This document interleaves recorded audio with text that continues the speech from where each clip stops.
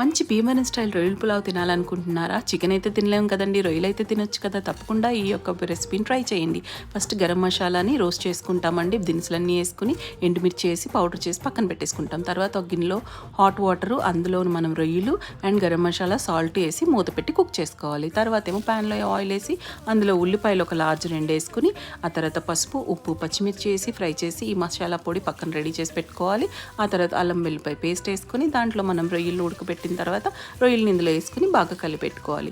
ఆ తర్వాత ఇందులో ఉప్పు వేసుకుని, తర్వాత మనం కారపొడి వేసుకొని, ఆ తర్వాత అల్లం వెల్లిపాయ పేస్ట్ అన్నీ వేసాం కదా, బాగా డ్రై రోస్ట్ చేసుకోవాలి. ఈ రెసిపీని పౌడర్ వేసుకోవాలి. మనం చేసి పెట్టుకున్న పౌడర్ వేసి ఒక్క టమాటో వేసి కుక్ చేసి ఉప్పు కారపొడి అన్నీ వేసింది బాగా ఈ కలర్లో రోస్ట్ చేసి పెట్టుకోవాలండి.